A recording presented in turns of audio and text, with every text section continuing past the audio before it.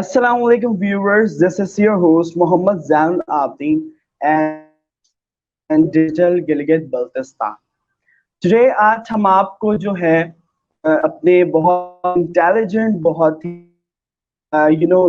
बहुत ही अच्छी पर्सनालिटी और बहुत ही स्ट्रगल्ड पर्सनालिटी जिन्होंने अपनी लाइफ में स्ट्रगल की है और वो अपनी लाइफ के एम को अचीव कर रही हैं और कर भी चुकी हैं।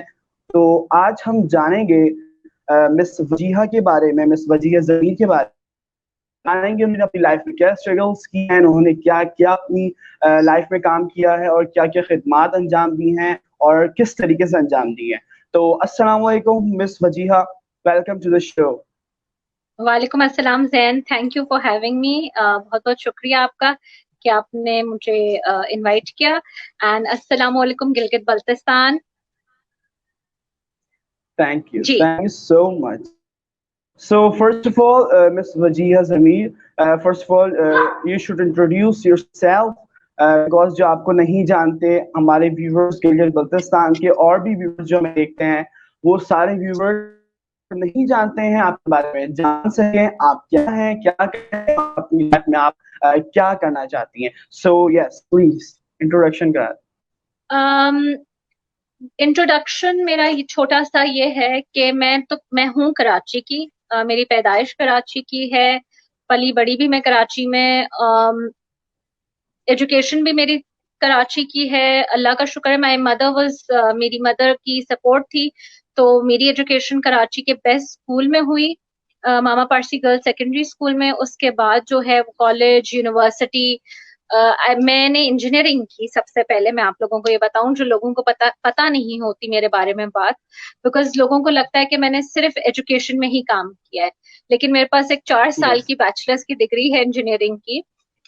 जिसके बाद मुझे एहसास हुआ कि मुझे इंजीनियरिंग का कोई शौक नहीं है और मैं दुनिया की सबसे बुरी इंजीनियर।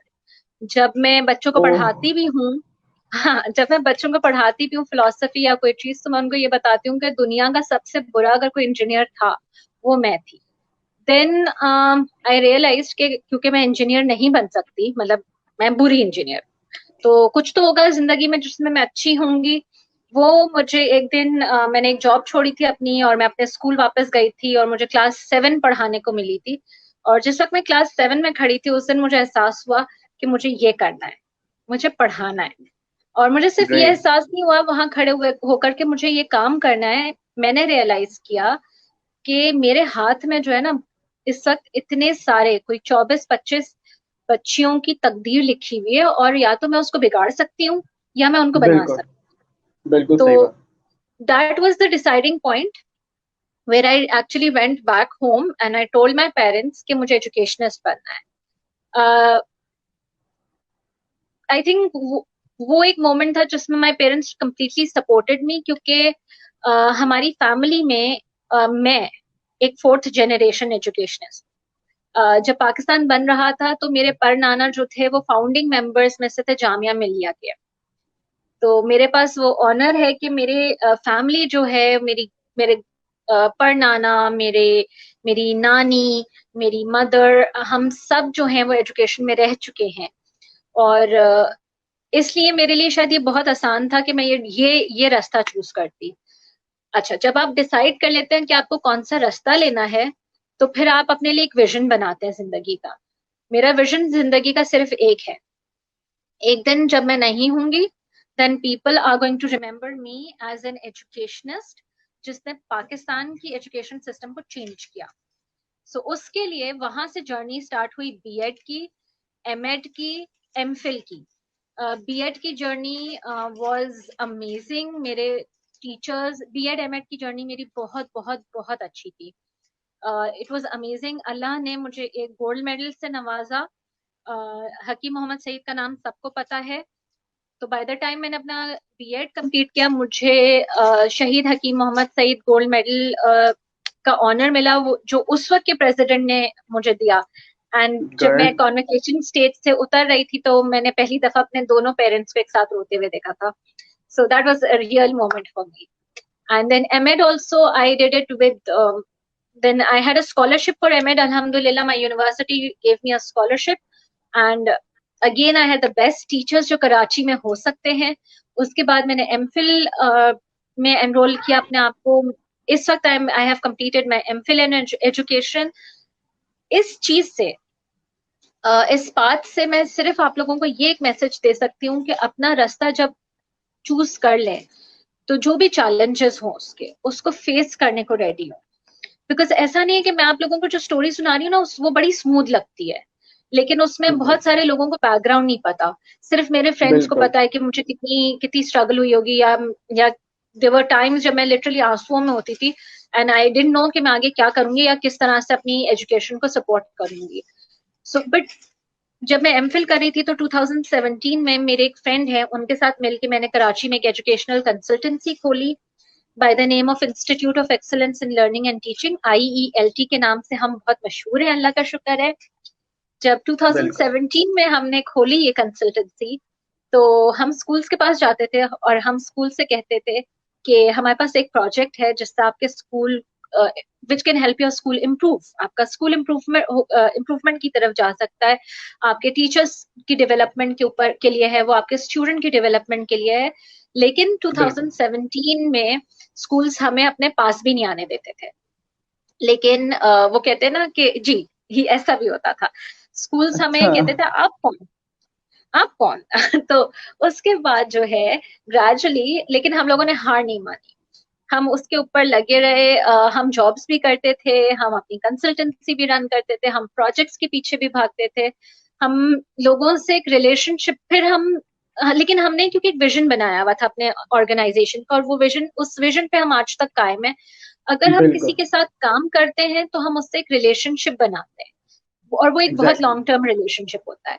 अगेन ऑब्वियसली कुछ लोग ऐसे हैं जिनके साथ रिलेशनशिप आपका नहीं बन पाता है, लेकिन अगर आपका रिलेशनशिप नहीं बन पाता है तो हम उन लोगों के बारे में चुप रहते हैं, हम कोई कमेंट नहीं करते। मेरी ऑर्गेनाइजेशन का ये उसूल है कि हम किसी के बारे में किसी से कुछ नहीं कहेंगे, हम सिर्फ अपना काम करेंगे, उस विजन पे रहेंगे जो हमने सोचा हुआ है। अच्छा, उस 2017 से लेके आज 2020 है, 2020 तक हमें माशाल्लाह स्कूल्स ने खुद अपने दरवाजे खोले हमारे लिए, हमें खुद अब इनवाइट करते हैं स्कूल्स, और हम जब बात करते हैं तो स्कूल्स कहते हैं जी वी एक्सेप्ट कि आप सही कह रहे हैं, please come and support us in our initiative. ये हमारे लिए बहुत बड़ी बात है। हमारा जो एक बैरियर है जो हमने आज मतलब इन रिसेंट टाइम्स में लॉकडाउन में तोड़ा है, वो ये है कि हम सिर्फ क्या कहते हैं कि कराची में काम नहीं कर रहे हैं, हम माशाल्लाह से अल्हम्दुलिल्लाह इंटीरियर सिंध की तरफ वर्चुअली मूव कर रहे हैं, हम वहाँ के कुछ स्कूल्स को भी सपोर्ट कर रहे हैं और हम हर तरह से कोशिश जी। और इस लॉकडाउन के बीच में हमने 2 पोर्टल्स क्रिएट किए हैं टीचर्स को सपोर्ट करने के लिए, बिकॉज प्राइवेट स्कूल के जो टीचर्स हैं उनके जॉब्स जा रही हैं, वो अपनी जॉब्स को they are losing their jobs, और उसमें यह है कि हमने 2 पोर्टल्स बनाए हैं जिसमें हम चाहते हैं कि टीचर्स आए, रजिस्टर करें, हम उनको ट्रेन करेंगे और वो वहां से एक ऑल्टरनेट इनकम का जो तरीका होता है वो एक डेवलप करें। ऑल्टरनेट इनकम आपको भी ज़हन पता होगा कि एक स्लो एंड स्टेडी तरीका होता है जो साइड पे एक छोटा सा आप रखते हैं कि छोटा सा साइड पे आप रखते हैं कि कभी खुदा ना खासा कोई हादसा हो तो मेरे पास एक ऑल्टरनेट सोल्यूशन हो। तो मैं आपके प्लेटफॉर्म से हमारे जो गिलगित बल्तिस्तान में टीचर्स हैं, जो पाकिस्तान में अक्रॉस जहां भी आपका प्रोग्राम देखा जाता है, आपकी पेज की रीच है, उसके थ्रू मैं ये मैसेज पहुंचाना चाहूंगी कि अगर आप चाहते हैं कि हम आपकी मदद करें तो हम आपकी मदद करने को पूरी तरह से तैयार हैं। यहाँ पे मैं ज़हन ऐड करूंगी कि आपने अमूमन सुना होगा कि जो कंसल्टेंसीज हैं या जो स्पीकर्स होते हैं या जो ट्रेनर्स होते हैं वो बहुत हाई चार्जेस लेते हैं। मेरे या हमारे, हम उसको हमारा कहते हैं, हमारा IELT जो है, जो हमारा ऑर्गेनाइजेशन है, वो चार्जेस सिर्फ उतने लेता है जितने हमें लगते हैं कि जस्टिफाइड है।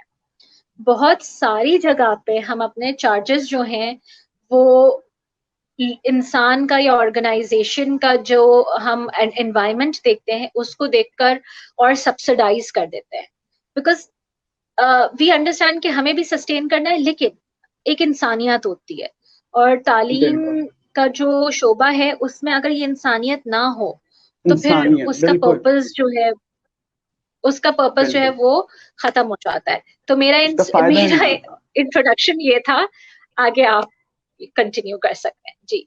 ओके, सो बिल्कुल आपने जैसे बताया कि आप जो हैं स्कूल्स स्कूल्स जाके, अब तो खैर आप लोग को खुद इनविटेशन होती है कि आप लोग आइए विजिट कीजिए। पहले आप लोगों ने इतनी स्ट्रगल की, आपने बिल्कुल ये एक अच्छी बात बताई कि वी शुड, हमें चाहिए कि हम स्ट्रगल करते हैं अपनी लाइफ, किसी भी एम को अचीव करने के लिए एक जो पॉइंट होता है वो है स्ट्रगल। अगर आप स्ट्रगल नहीं करते, आप कह एक दफा आप जैसे कि कोई अपना कारोबार भी स्टार्ट करें तो आप थोड़ा स्ट्रगल करते हैं, आप और ज्यादा स्ट्रगल करते हैं, फिर जाके कहीं बाद आप जो है कामयाब होते हैं। बीच में आपको नुकसान भी होता है, आपको उसमें लॉस बहुत ज्यादा होता है, मगर आप जब स्टार्ट करते हैं, उसमें स्ट्रगल करते हैं, तो आप एंडिंग पे जाके बहुत ज्यादा कामयाब हो जाते हैं। जैसे कि आपने बताया कि आप जो है अपनी लाइक आप जो IELT जो चला रही हैं, एक लाइक इंस्टीट्यूट चला रही हैं, तो इस इंस्टीट्यूट से आप लोगों को स्कूल स्कूल जाके आप लोग लोगों को बताते क्या है, जरा हमारे व्यूअर्स को बताइए, ताकि जो व्यूअर्स आपको इस चैनल की तवज्जो से देख सकेंगे और चाहेंगे कि अपने स्कूल में आपको इनवाइट किया जाए, गिलगित बल्तिस्तान में या कराची में या किसी जगह पर भी, लाइक आप लोग की रीच है हर जगह, तो जहां पे बुलाना चाहें तो वो लाइक एक एम बनाए कि हमारे स्कूल में जो है इस चीज की जरूरत है, तो हम ये बताते हैं बच्चों को, ये बताते हैं। तो आप जरा इस पे थोड़ा बताइए, डिस्कस कीजिएगा कि आप लोग एक्चुअली बताते क्या हैं, किस टॉपिक पे जो है आप लोगों का जो ये सारा काम होता है, इसके बारे में जरा बताइएगा। अच्छा, मैं इसके बारे में आपको ये बताती हूँ कि हमारे कुछ प्रोग्राम्स हैं, ठीक है। अ, हम एक स्कूल में जब जाते हैं तो हम अमूमन जब लोग दूसरे जाते हैं, ट्रेनर्स जाते हैं, तो वो कहते हैं ये मेरा प्रोग्राम है, इसको ले लो और इसको एज इट इज अपने स्कूल में करवा लो। वो दूसरे स्कूल में जाते हैं, वो उसी प्रोग्राम को एज इट इज इम्प्लीमेंट करवाते हैं, ठीक है। हमारे प्रोग्राम से कम उनको हम फ्रेमवर्क्स कहते हैं। हमने कुछ फ्रेमवर्क्स डेवलप किए हुए हैं। एक स्टूडेंट डेवलपमेंट के हमारे फ्रेमवर्क्स हैं, हमारे टीचर डेवलपमेंट फ्रेमवर्क्स हैं, हमारे करिकुलम डेवलपमेंट फ्रेमवर्क्स हैं, और हमारे ICT डेवलपमेंट फ्रेमवर्क्स हैं। तो जब हम इन फ्रेमवर्क्स को लेकर किसी स्कूल में जाते हैं तो सबसे पहले हम कहते हैं उस स्कूल से कि आप अपनी नीड्स हमें बताएं। हम एक नीड्स एनालिसिस करते हैं उस स्कूल का, क्योंकि देखो कराची का एक स्कूल जो होगा उसकी नीड्स गिलगित के एक स्कूल से बहुत डिफरेंट होंगी।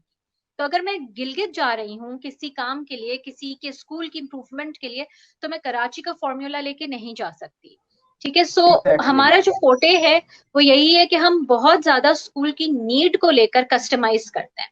हम लियारी में जब काम करते हैं, कराची में, आप लियारी को आप बहुत मशहूर एरिया है जहाँ पे बिल्कुल पॉवर्टी, एग्जैक्टली बहुत ज्यादा चैलेंजेस हैं, ठीक है। इमोशनल यस चैलेंजेस हैं स्टूडेंट्स को, फिजिकल चैलेंजेस बिल्कुल हैं वहां पे, वहां के टीचर्स को बिल्कुल इकोनॉमिक चैलेंजेस हैं।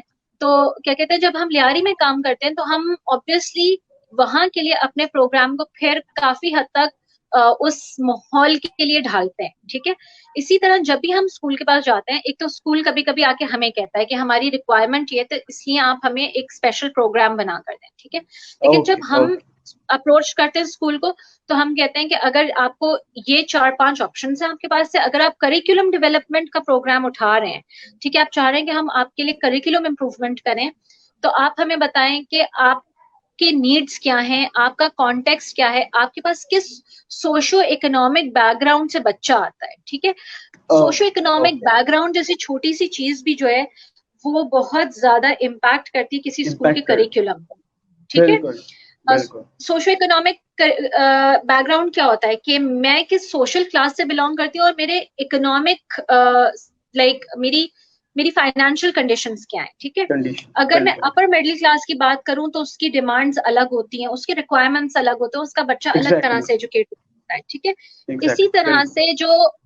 पब्लिक स्कूल होता है, एक गवर्नमेंट स्कूल होता है, उसका बच्चा जो है, उसके बच्चे के पास उन चीजों की शायद अवेलेबिलिटी ना हो जो किसी नो प्राइवेट स्कूल के बिल्कुल बच्चों के पास हो। तो बिल्कुल उस हिसाब से फिर हम काम करते हैं। इस वक्त जी मैं आपको एक चीज बता दूं, इस वक्त जो हम जिस चीज पे काम कर रहे हैं वो एक बहुत high powered specialised learning management system है, जिसके अंदर आप वीडियो कॉन्फ्रेंसिंग भी कर सकते हैं, जिसके अंदर आप बच्चों को असाइनमेंट्स भी दे सकते हैं। वो इतना हाई पावर्ड है कि आपकी पूरा पूरा स्कूल जो है एक वर्चुअल एनवायरनमेंट में फिट इन होता है। तो एट द मोमेंट हमारे पास 3 स्कूल्स हैं जिनके साथ हम ये प्रोजेक्ट के ऊपर काम कर रहे हैं। सो that is one of the things. और उससे ये है कि ऑनलाइन लर्निंग के जो चैलेंजेस हैं जो स्कूल्स को आ रहे हैं वो रिजॉल्व हो रही हैं। ओके, सो मिस वजीहा, तो आप बिल्कुल, तो जैसा कि हमारा आज टॉपिक है, हमारा टाइम ज्यादा निकल गया। आपने इतनी बात बता दी लोगों को थोड़ा मोटिवेट कर दिया इस हवाले से कि किस किस तरीके से वो जो है आपको जो है लिंक आपको विजिट कर सकते हैं, आपके बारे में जो है यू लाइक पता चल सकता है उनको आपके बारे में। तो बेसिक थिंग आज हमारा जो यू नो लाइक एक शो का टॉपिक जो था वो ये था कि how we can improve our Pakistan education system.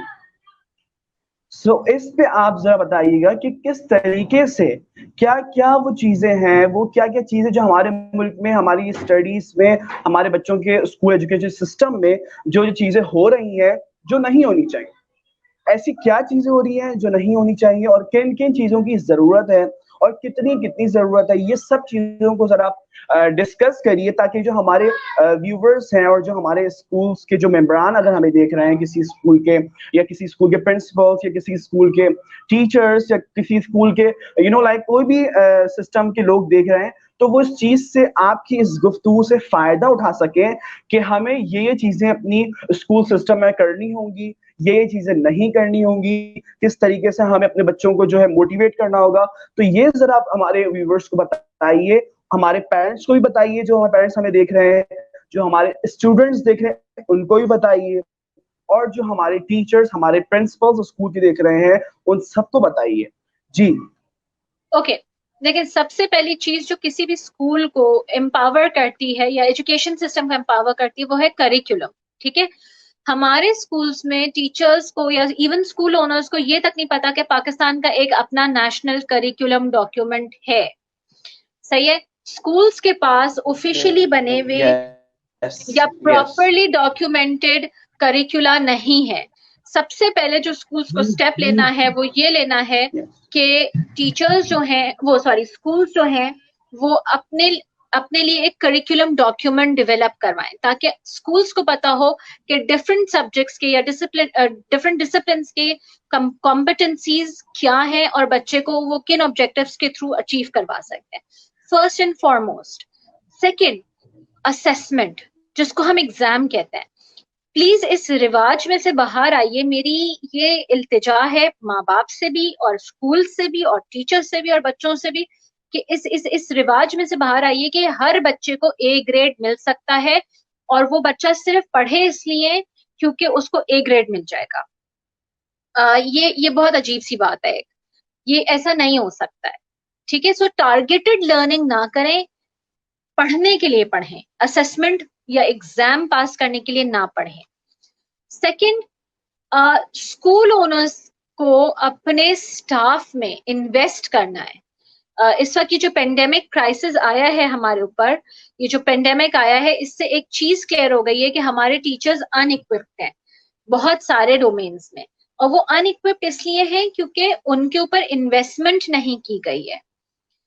Since उनके ऊपर इन्वेस्टमेंट नहीं की गई है इसलिए जो है they are unable to cope up with these challenges. Schools need to start investing in their staff. As simple as that.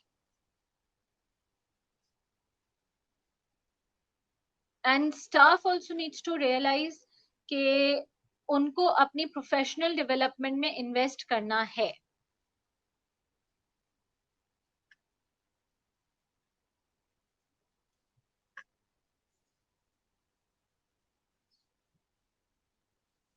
So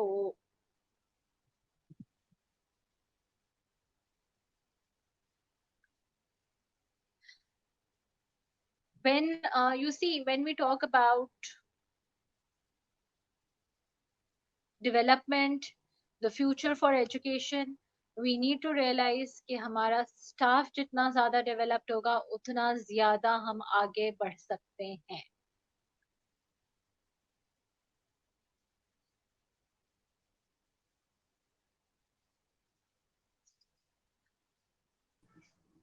okay, so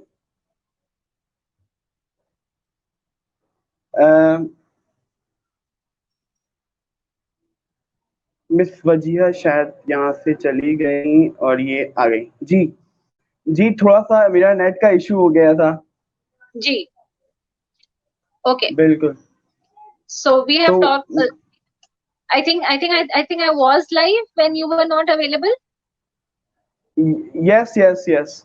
Okay, so you can move on to the next questions, and I've catered to that question in depth. Okay okay, so मैं ये पूछ रहा था आपसे कि हम किस तरीके से अपने एजुकेशन सिस्टम को चेंज कर सकते हैं, कि आप उन पेरेंट्स को बताइए जिनको ये नहीं पता कि आपने अपने बच्चे को किस स्कूल में भेजना है। आप अपने स्कूल, आप वो बताइए जरा कि स्कूल में क्या क्या जो चीजें होनी चाहिए कि अपना एक पेरेंट सोचे हाँ मुझे अपने बच्चे को इस स्कूल में भेजना चाहिए। तो जरा पेरेंट्स के लिए आप ये बताइए कि उनको क्या देखना चाहिए किसी स्कूल सिस्टम में, कि क्या चीज होनी चाहिए किसी स्कूल सिस्टम में। अच्छा देखें, सबसे पहले पेरेंट्स को मेरी ये रिक्वेस्ट है कि ये सवाल पूछना बंद कर दें which is the best school. ठीक है, बेस्ट स्कूल जो है वो कोई भी हो सकता है आपके बच्चे के लिए। सबसे पहली बात है अपने बच्चे को देखें, आप अपने बच्चे को असेस करें, उसको समझें कि उसकी नीड्स क्या है। ठीक है, हो सकता है जिस स्कूल को आप बेस्ट समझ रहे हो उसमें आपका बच्चा कोप अप ना कर सके। ठीक है, तो आप पहले अपने बच्चे को समझें, और हो सकता है कि जो घर बिल्कुल के पास का बिल्कुल। स्कूल है वो आपके बच्चे के लिए बेस्ट हो जाए। ठीक है, फर्स्ट एंड फॉरमोस्ट सबसे पहले अपने बच्चे को देखें। सेकंड, अपने बेस्ट हो, सही बात। अपने करंट, अपने इस वक्त के माशी हालात को देखें। ठीक है, दूसरा ये देखें कि आपके इस वक्त के जो माशी हालात हैं आपको अगले 10 से बिल्कुल 12 साल इम्पोर्टेंट में थिंग। इनको कहाँ पे आप देखते हैं। ठीक है, अपने माशी हालात को आप किस किस जगह पे देखते हैं, और आप अपने बच्चे की तालीम से उसके अंदर क्या सोशो इकोनॉमिक चेंज देखना चाहते हैं। ठीक है, ये चीज देखें। उसके बाद आप ये देखें कि आपका अपना बिल्कुल स्टेट ऑफ बिल्कुल। माइंड कैसा है। ठीक है, क्या आप रिलीजियस हैं, क्या आप मजहब की तरफ आपका झुकाव है, या आप जो हैं क्या कहते हैं अपने बच्चे को बोर्डिंग स्कूल में भेजना चाहते हैं। ये सारी चीजें देखकर आपने फैसला लेना है कि आपके बच्चे के लिए स्कूल कौन सा बेस्ट होगा। हर एक के लिए ना एक फॉर्मूला काम नहीं करता है। ठीक है, बहुत सारे मेरे अपने जानने वाले हैं जिन्होंने अपनी बच्चियों को उठाया है प्राइवेट स्कूल से, क्योंकि उन नहीं करता, बिल्कुल। वो फीस नहीं पे कर सकते थे उन स्कूल्स की, और उन्होंने एनजीओ रन गवर्नमेंट स्कूल्स में डाला है जहां पे वो कहते हैं कि फैसिलिटीज ज्यादा हैं लेकिन हमें फीस नहीं देनी पड़ती। बिकॉज बिल्कुल उनका अल्टीमेट एम जो है वो ये है कि हमारी बच्ची की परवरिश अच्छी हो, उसकी तालीम अच्छी हो, लेकिन हमें तो शादी करनी है। ठीक है, so they are investing in their daughters but in a different बिल्कुल। Manner. So that is one of the things. जी, सो ये चीजें देखनी है पेरेंट्स ने। और ओके ट्रस्ट मी, ओके, सबसे बहुत अच्छा महंगा बताया। स्कूल तो सबसे ये अच्छा नहीं उन होगा। पेरेंट्स के लिए जी, जैन। बिल्कुल, ये बिल्कुल इम्पोर्टेंट बात है। हमारे पेरेंट्स ये समझते हैं, जो यूथ के जो पेरेंट्स हैं यहाँ पे ये समझते हैं कि जो ज़्यादा महँगा स्कूल इसमें ज़्यादा अपॉर्च्युनिटी, ज़्यादा उसमें चीज़ें हो सकती हैं, मगर ये आपको फैसला करना है कि आपके बच्चों के लिए कौन-सा स्कूल ज़्यादा बेहतर है और कौन-से स्कूल में ज़्यादा आप सोचते हैं कि भई मुझे इस स्कूल भेजना चाहिए। तो ये आपके ऊपर भी है, आपके बच्चे के ऊपर भी है, बच्चे की कैटेगरी के ऊपर भी है कि आपको किस स्कूल में भेजना चाहिए। सही है, बिल्कुल आपने अच्छा बताया। तो हम अपने एजुकेशन सिस्टम को और कैसे बेहतर कर सकते हैं? हम अपने पाकिस्तान के एजुकेशन सिस्टम हम को। अपने एजुकेशन सिस्टम को सबसे पहले इस तरह से बेहतर कर सकते हैं कि हम अपने टीचर्स में इन्वेस्ट करें। हम अपने टीचर्स को एजुकेशन सर्टिफिकेट्स दिलवाएं। जब तक हमारे टीचर्स एम्पावर्ड नहीं होंगे हमारा एजुकेशन सिस्टम नहीं एम्पावर हो सकता। अच्छा ये वजीहा, जी, वजीहा मैं आपसे यहाँ पे मिस वजीहा मैं आपसे एक बात पूछना चाहूंगा बीच में, कि टीचर्स को सर्टिफाइड होना या उनमें उनके हाथों में सर्टिफिकेट होना लाजमी है, या उनमें कुछ स्किल्स भी होनी चाहिए कि जिस वजह से जो है वो अपने स्टूडेंट्स को मोटिफाई मोटिफाई कर सके, मोटिवेट कर सके। इस पे जरा मुझे बताइएगा। देखिए, जब आप सर्टिफिकेशन की बात करते हैं तो teachers should go for skill based certificates, ठीक है। जब आप टीचिंग लर्निंग के ऊपर आप पढ़ाई करते हैं तो आपकी स्किल्स ऑलरेडी डेवलप होती हैं, ठीक है। मैं आपको एक बात बताती हूँ, जब मैंने टीचिंग स्टार्ट की थी तो मुझे बहुत सारी चीजें नहीं आती थी।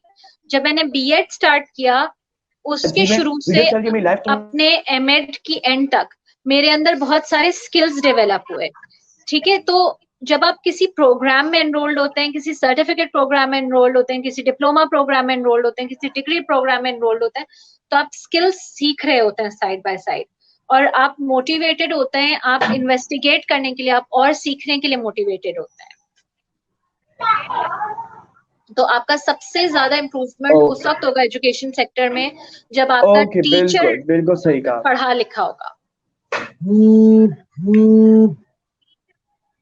या बिल्कुल टीचर पढ़ा लिखा होगा, मगर टीचर में वो स्किल्स होनी चाहिए। अक्सर हमने ये भी देखा है मिस वजिया कि टीचर्स बहुत ज्यादा पढ़ी लिखी तो होती हैं, मगर उनमें वो स्किल नहीं होती कि वो बच्चों को अट्रैक्शन नहीं दे पाती, बाय पढ़ा बच्चों को जो लिखा है अपने पास अपनी तरफ करवा नहीं पाती, अपनी तरफ मुतवज्जा नहीं करवा पाती। बाय तो पढ़ा ये लिखा, दिस बहुत इज दफा व्हाट आई देखा है मीन कि यस, बाय पढ़ा लिखा I mean that professional qualification के लिए टीचर्स को ट्रेन करें, ठीक है। टीचर्स के पास बीएस एमएस की पीएचडी की डिग्री हो सकती है, लेकिन हो सकता है पीएचडी किया हुआ टीचर एक्चुअली बच्चे को पढ़ा ना सके, वो ट्रांसफर नॉलेज ना कर सके। जब उसके पास प्रोफेशनल टीचिंग क्वालिफिकेशन आती पढ़ा है, ना सके, ठीक है, एग्जैक्टली। जब उसके पास प्रोफेशनल टीचिंग क्वालिफिकेशन आती है तो वो एक स्किल सीखता है कि मुझे अपनी नॉलेज ट्रांसफर कैसे करनी है। तो सबसे ज्यादा इंपॉर्टेंट है हमारे टीचर्स को ये सीखना कि अब ट्रांसफर कैसे करें, ट्वेंटी बिल्कुल फर्स्ट बिल्कुल। सेंचुरी में बच्चे को पढ़ाना कैसे है। That's the thing. मैं उन क्वालिफिकेशंस की बात कर रही हूँ, उन सर्टिफिकेट्स की बात कर रही हूँ जिससे आपको पढ़ाना है, पढ़ाने का स्किल आए आपको बेसिक पढ़ाना है, बिल्कुल बिल्कुल बिल्कुल बिल्कुल, that's main thing. Okay so miss Wajiha, आज मैं आपसे ये पूछूंगा, बहुत सारे लोग जानना चाहते हैं, ये मैंने देखा आपके बहुत सारे लोग ये जानना चाहते हैं कि आप इंजीनियरिंग की फील्ड से एजुकेशनिस्ट में ये तब्दील होना, इस तबादले का जो मकसद है वो जरा मुझे बताइएगा कि ये क्या है। फर्स्ट एंड फॉरमोस्ट, जैसे मैं आपको बताया था, मैं बहुत ये क्या आपके दिमाग में एक बात आई कि आपने कि मैंने ये चेंज बिल्कुल किया। बिल्कुल ओके, बिल्कुल सबसे पहली बात है, मुझे पता था दिल में कि मैं बहुत बुरी इंजीनियर, ठीक है, और मैं खुश नहीं थी। जब आप सुबह उठते हैं और आप रोज खुश वो नहीं काम थी आप, करते हैं जो आपको अच्छा लगता है, जिससे आपको कहते हैं ना मोहब्बत होती है, तो आप वो काम अच्छा करते हैं। हाँ, सेटिस्फेक्शन जिससे मिलती, आपको बिल्कुल सेटिस्फैक्शन होती है, वो आप बिल्कुल अच्छा करते हैं फिर ऑटोमेटिकली।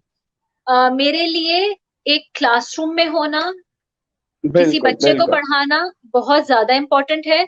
मेरे लिए किसी टीचर को ट्रेन करना उससे भी ज्यादा इम्पोर्टेंट है। मेरे लिए एजुकेशन में चेंज लाना सबसे ज्यादा इम्पोर्टेंट है, जिसके लिए मैं अपनी पूरी लाइफ डेडिकेट कर सकती हूँ। तो मुझे पता है मेरा विजन क्या है। मेरा vision is to bring an improvement in Pakistan's education system, which is a huge challenge, very very very big challenge। और मुझे नहीं लगता मेरी या जिंदगी में ये हो सकता है, लेकिन शायद मेरे बाद कोई कर सके। सो या दैट्स द थिंग, इसीलिए मैंने इंजीनियरिंग से एजुकेशन नहीं ऑप्ट कर ली। इंशाल्लाह बिल्कुल, आप इतनी ज्यादा स्ट्रगल कर रही हैं, इतना ज्यादा स्ट्रगल कर रही, ओके, ज्यादा स्ट्रगल की भी है और आप कर भी रही हैं, जैसे कि लोगों को नजर आ रहा है थ्रू यू नो लाइक किस तरीके से आप अपनी मेहनत से कर रही हैं सारा काम। तो इंशाल्लाह आप ही करेंगी और आप इसमें ज्यादा और आगे ज्यादा सक्सेस होंगी। सक्सेस तो आप हैं किसी लेवल तक, मगर और ज्यादा सक्सेस आप इंशाल्लाह होंगी। अच्छा, तो ये लास्ट सवाल, हम बस टाइम भी बहुत कम बचा है मिस वजिया, मैं आपसे एक सवाल करूंगा कि आप as a educationist, as a teacher trainer, आप क्या समझती हैं कि एक टीचर के अंदर क्या जो है खुसूसियात होनी चाहिए? ब्रीफली बताइएगा इसको बिल्कुल। सबसे पहले टीचर को ना पढ़ाने से मोहब्बत होनी चाहिए और कुछ नहीं है, दैट्स इट। ये एक क्वालिटी होनी चाहिए। अच्छा, बस बाकी सारी क्वालिटीज पढ़ाने खुद आ से जाती। मोहब्बत होनी चाहिए। मतलब टीचर ना चूज करे कि मुझे खुद टीचर आए, बनना है। बिल्कुल सही कह रही है। मतलब उसका माइंडसेट हो कि मैंने टीचिंग कर ली है। सही बोल रही है, जैसे कि आप टीचिंग की बात कर रही हैं कि टीचर में माइंडसेट होना चाहिए, इस तरीके से आप किसी भी वे में है, आप किसी भी लाइक किसी कोई वर्क करते हैं तो आपकी सेटिस्फेक्शन, आपका जो लाइक आपने सोचा हुआ है कि भाई मैंने ये कर, तो ही आप कर सकते हैं। अदरवाइज आप लाइक आपको कहे भाई आप शुरू कर दीजिएगा, तो ऐसा नहीं हो सकता कि आप कल जाके जो है पढ़ाना शुरू कर दें, तो ऐसा नहीं होता। एग्जैक्टली। मगर आप ये कह रही हैं कि लाइक उससे अपनी टीचिंग से लगन होनी चाहिए, टीचिंग से मोहब्बत होनी चाहिए अंदर, अपनी लाइक प्रोफेशनलिज्म, अपनी प्रोफेशनल लाइक जैसे टीचर है तो उसे अपनी टीचिंग करने से मोहब्बत होगी तो वो अच्छी टीचिंग कर सकेगी। अगर किसी बंदे को लाइक अगर कोई बंदा इंजीनियर है तो उसे अपने इंजीनियरिंग के काम करने के लिए उसे एक लाइक एक वो हो कि भाई मैंने ये करना है, मैं करके दिखा दूंगा, मैंने ये कर दिया, मैं वो कर दूंगा। तो मतलब तभी ये सब चीजें आती हैं जब इंसान सोचता है इसके बारे में। तो बहुत ही डेफिनेटली। आपसे लाइक आपने बताया जैसे कि किस तरीके से। अच्छा, ये जो मिस वजिया, मैं आपसे पूछूंगा, ये जो स्टूडेंट्स ऑनलाइन गैजेट्स यूज कर रहे हैं अपनी एजुकेशन सिस्टम के लिए, इसके बारे में आप क्या कहेंगी कि स्टूडेंट्स को अपनी ये जो बहुत सारे स्कूल सिस्टम जो हैं, लोग स्टूडेंट्स कह रहे हैं कि भाई आप लोग जो है एक लाइक एक लाइव सेशन में आए और वहां पे आप लोग अपनी स्टडी करें, तो इसके हवाले से आप क्या बात करना चाहेंगे और क्या कहना चाहेंगे? इसके लिए मैं स्टूडेंट से ज्यादा स्कूल से कहना चाहूंगी कि प्लीज अपने टीचर्स को ट्रेन करवाएं, प्लीज अंडरस्टैंड करें कि एक्चुअल ऑनलाइन लर्निंग क्या होती है और किस तरह से होनी चाहिए। जस्ट बिकॉज ये आपको कहा गया ऑनलाइन एक ट्रेंड बन गई है ऑनलाइन लर्निंग, उस वजह से ना करवाएं। बिल्कुल, अगर आप सही तरीके से बिल्कुल, करवाएंगे तो आपका एग्जैक्टली, स्कूल सस्टेन कर जाएगा। मेरी मेरी ये मैं ये कहूंगी इसके एग्जैक्टली। ऊपर। Okay, so thank you so much miss Wajiha Zameer. आपसे मिलने का बहुत ज्यादा शौक था, बहुत ज्यादा इंतजार था कि आप कब आएंगी और कब हमारे व्यूवर्स को जो है मोटिवेट करेंगी, कि कब बताएंगी कि भाई आप लोग जो है इस तरीके से करें, इस तरीके से करें, ऐसा ना करें, ऐसा ना करें। तो आपने बताया, बहुत बहुत शुक्रिया। हमारे व्यूवर्स का देखने का बहुत बहुत शुक्रिया जो हमें देख रहे थे, मिस वजिया जमीर को देख रहे थे। आपका बहुत थैंक यू कहूंगा miss Wajiha Zameer. Thank you Jain. इंशाल्लाह आपसे हमारी दोबारा मुलाकात होगी, हमारे इसी इसी चैनल पे दोबारा हमारी मुलाकात होगी आपसे इंशाल्लाह ताला। तो लास्ट में अगर आप कोई मैसेज देना चाहें मिस वजिया, सो प्लीज। ये मैसेज सबके लिए है कि प्लीज एजुकेशन को बचाने के लिए आगे आए। और गिलगित बल्तिस्तान के टीचर से रिक्वेस्ट करूंगी कि हमारा साथ दें ताकि हम आपके साथ मिलकर एजुकेशन को बेहतर बना सकें। Thank you Jain for having me here. Pakistan को सिर्फ तालीम बचा सकती है और कलम बचा सकता है। That's it. Thank you.